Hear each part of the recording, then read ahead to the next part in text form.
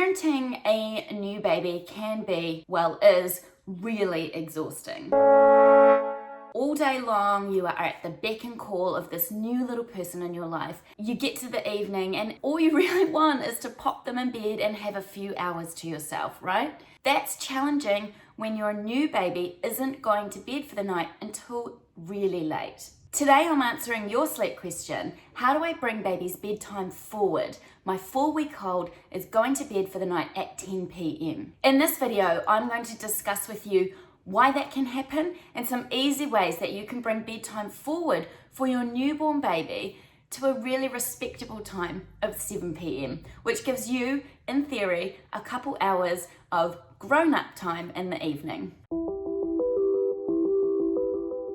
Hi, I'm Nicky. I'm one of the founders of Little Ones, and I am an infant and toddler sleep expert. At Little Ones, we sell comprehensive online sleep programs from newborn right through to 3 years old to assist you in getting better naps, better settling, and better night sleep for your little one and for your whole family. I've been where you are. I have 3 children. My first one was a terrible sleeper, so I know sleep deprivation and the struggle is real. This fueled my desire to start this company and to help parents all over the world who were in the same boat as I was. If you're interested in sleep solutions, have a look at our website, www.littloones.co. And don't forget to subscribe here to our YouTube channel so you can keep getting lots of sleep videos just like this one. At 4 weeks old, you might be very lucky to have a sleepy newborn. I was never that lucky. I'm not jealous, but that means that your little one might be sleeping really well during the day, probably doing lots of naps and quite long stretches, 2 to 3 hours. And then you're reaching the evening and the witching hour kicks in. I've recently made a video about the witching hour, so we can link it below if you're interested in hearing some more about that.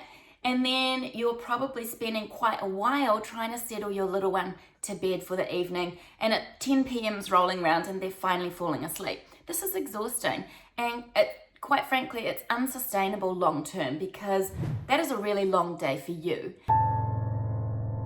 It's tough. It's really physically and emotionally demanding having a new baby. So you need some downtime and a chance to get a good night's sleep as well. What is happening in this situation, if you have this sleepy newborn, is your little one is just having too much daytime sleep.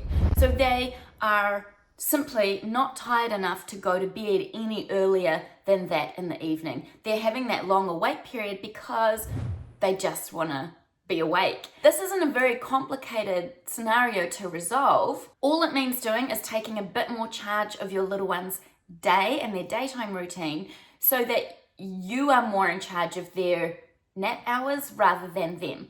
So then it helps consolidate their nighttime a lot quicker and it will bring bedtime earlier.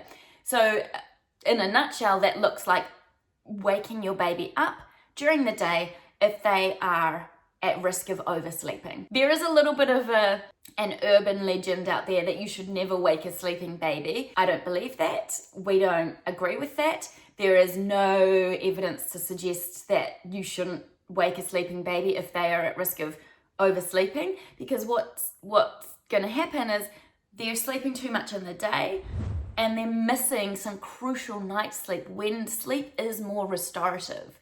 So it's better to cut down on those less restorative nap hours to achieve more restorative night sleep. That just makes sense to me, right? Especially the sleep hours before midnight, because between bedtime at night, say 7 p.m, and midnight is the most restorative period of sleep for anyone. So you want to give your child the best chance of having a good few hours in that first block of sleep. So I would suggest at 4 weeks old that your little one is having no more than 4 to 4.5 hours of cumulative daytime sleep between 7 a.m. and 7 p.m, spread across 3 to 4 naps. So that means that they are having just enough daytime sleep to be rested and avoid overtiredness, but it means that they're still going to be tired enough come bedtime at night that you should be able to achieve a decent bedtime around 7 p.m, and they will, all factors lining up, be ready to sleep better in that first stretch of night. The other thing that you need to keep in mind is your mindset to nighttime. So if you can put them in bed at 7 and that is bedtime, tell yourself, tell your husband, your partner, that is their bedtime.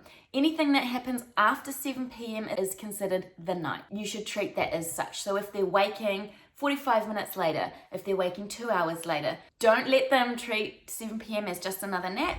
That is the night. So if you're going to feed them in their quiet, dark, cozy room. Don't stimulate them. Don't bring them out into the lounge and have the TV going. Treat that as the night.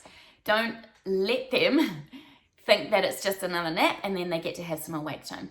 This is going to be so much easier to achieve if your little one is perfectly ready for sleep by having the right amount of naps during the day. This isn't going to happen straight away. Their sleep will need to consolidate over a few days and recalibrate so they get used to this new sleep pattern. But if you implement something like this today and you're consistent with that 7 p.m. bedtime, I would expect that in a couple days, they are also recognizing that 7 p.m. is bedtime. And I go to sleep and I sleep for quite a few hours here. If they're able to achieve decent naps during the day of several hours or more, there's no reason why they can't achieve those stretches of sleep overnight, even at 4 weeks old. If you want more definitive solutions with those nap times planned out for you, basically minute by minute all day long, then have a look at our newborn sleep program available through our website, www.littlenones.co. That will give you a really comprehensive guide to what your days and nights should look like at this age, and like I said, right through to 3 years old. I hope that's helped understand how to get your little one into bed earlier so you can have some time to yourself in the evening, to spend some quality time with your partner, or even just to have an early night. Sleep is really important for you too, and never underestimate that. Thank you very much for watching, and I'll talk to you again soon.